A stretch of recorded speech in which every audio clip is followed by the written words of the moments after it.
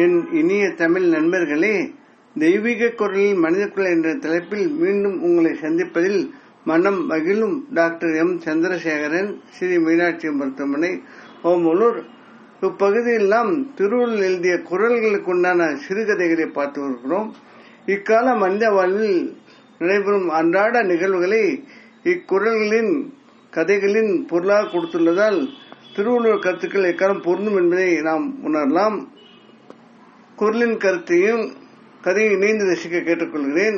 தற்போது அவர் எழுதிய நிலையாமை அதிகாரத்தில் 1ஆம் குறள். இது எண்ணிக்கைப்படி 331ஆம் குறள். குறள் என்னவென்றால், நில்லாதவற்றை நிலையென்று உணரும் புல்லறிவாண்மை கடை. இதன் பொருள் என்னவென்றால், நிலையில்லாத பொருட்களை நிலையானவை என்று என்னும் செயல் இழிவானது. கதையை பார்ப்போம். ஜெய் சச்சிதானந்தா. ஒலி அந்த ஊர்கோவில் வளாகத்தில் பலமாக ஒலிக்கத் தொடங்கி 7 வருடம் ஆயிற்று. பெரிய ஊர். தொழில், கல்வி, வணிகம், பழமை வரலாறு, ஆற்றுப்பாசனம், விவசாயம் என பெருமையுடைய ஊர். அவ்வூர் சிவன் கோவில் சோழ பரம்பரை மன்னர்களால் உருவானது என்ற கல்வெட்டு கூறுகிறது. அவ்வூர் பரம்பரை நிலைத்து வாழ்ந்தார் லிங்குசாமி. விவசாயம் மட்டுமில்லாமல் டெக்ஸ்டைல்ஸ், பண்ணை பொருட்கள், மதிப்பு கூட்டு பொருள் உற்பத்தி, பைனான்ஸ், மால் உரிமை, பஸ் உரிமை என பன்முக செல்வந்தார். பரம்பரை செல்வத்தால் அதிகார தோரணை அதிகம். மனைவி அழகம்மை, குணத்திலும் பண்பிலும் அழகானவர். சம்பாத்தியம் லிங்குசாமி. செல்வ சேமிப்பு, விருத்தி, செலவு எல்லாம் அழகம்மை என்று பொறுப்பு சென்று கொண்டிருந்தது. அழகம்மையின் பட்டப்படிப்பு அவருக்கு உதவியது. மகன் குமரேசன் டெக்ஸ்டைல்ஸ் துறையில் மேல் படிப்பு படித்து அதில் சிறப்பு படிப்பு படிக்க சிகாகோ சென்றுள்ளான். 7 வருடங்களுக்கு முன் சிவன் கோவிலில் புதியதாக சாமி வந்துள்ளதை அறிந்து அழகம்மை சென்றார். நல்ல ஆஜானுபாகமான தோட்டம், பொன்னிறம், எளிய காவி உடையில் நெற்றி நிறைய விபூதியும் பெரிய குங்குமம் பொட்டும் வைத்திருந்தார். கழுத்தில் ருத்ராட்சம். அதிகம் பேச மாட்டார். ஜெய் சச்சிதானந்தா என்பது மட்டும் பேச்சில் வரும். ஜபம், தியானம் என இருப்பார். பக்தர்கள் அவரை வணங்கி ஜெய் சச்சிதானந்தா என சொல்லி வணங்க விபூதி பிரசாதம் தருவார். பிரார்த்தனை செய்வார். வறியவர் வந்தால் அவரிடம் வந்த ஒரு சிலரை காட்டி உதவி பெற செய்வார். அவரது பூர்வீகம் யாருக்கும் தெரியாது. ஒரு தடவை பண்ணையில் லிங்குசாமியை பாம்பு கடிக்க மருத்துவமனையில் மிக ஆபத்தான நிலையில் அவர் சேர்க்கப்பட்டார். அழகம்மை கோவிலுக்கு சென்று அழுது சிவனை வேண்டி திரும்பும் போது சாமியார் அழைப்பதாக கூற அங்கு சென்றார். ஜெய் சச்சிதானந்தா சொல்லி விபூதி பிரசாதம் தந்து தியானத்தில் ஆழ்ந்தார். அழகம்மை மருத்துவமனை சென்ற போது லிங்குசாமி ஆபத்து கட்டத்தை கடந்து நல்ல செய்தி அவருக்கு கிடைத்தது. நிம்மதியானார்.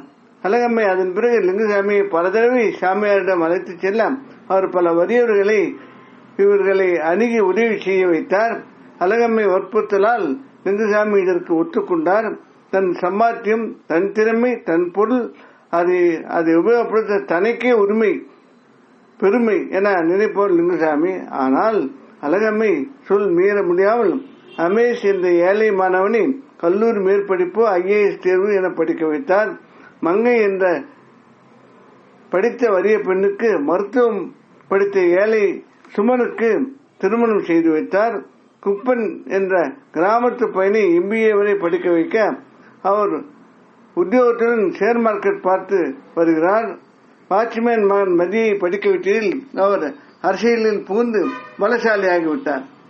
எல்லோரிடமும் தன் தொழில் வெற்றி, தன் சம்பாத்தியம்தான் உதவி பெற்ற கிடைத்த வெற்றிக்கு மூல காரணம் என அவர் சொல்லி பெருமைப்படுவார். அவரது அதிகார தோரணை அதிகமாக. சிவன் கோவில் கட்டமைப்பு வேலைகள் ஜெய் சச்சிதானந்தா வாக்கால் ஆரம்பமாகியது. அவர் சொல்ல ஏராளமானவர்கள் இதில் பங்கேற்றனர். ரமேஷ் IAS முடித்து மாவட்ட ஆட்சியரானார். சுமன் நரம்பியல் நிபுணர் ஆனார். குப்பன் லிங்குசாமியின் ஷேர் மார்க்கெட்டிங் கவனித்தார். அது சமயம் லிங்குசாமி மகன் குமரேசன் நாடு திரும்பி தொழிலுக்கு சென்ற போது சந்தித்த விபத்தில் சுமன் கவனிப்பு உதவியது. மால் டெக்ஸ்டைல்ஸ் பணியாளர் கோரிக்கைகள் பல வைத்து தொழிலை முடக்க பொருள் உற்பத்தி சப்ளை நின்றது. வரவேண்டிய தொகை நிற்க திவால் நிலை வந்தது. அரசியல்வாதி மதி, ரமேஷ் ஆட்சியாளர் ஈடுபட்டு பிரச்சனைகளை தீர்க்க முயன்றனர், தீர்த்து வைத்தனர். லிங்குசாமியின் பெருஞ்செல்வம் பெருமிதம் நிலையற்று போன நிலைமை செல்வதை விட தன்னால் உள்ள செல்வத்தை விட தன்னால் உதவி பெற்றவர்கள் உதவியே பெரிது, அது நிலையானது என்று லிங்குசாமி உணர்ந்தார்.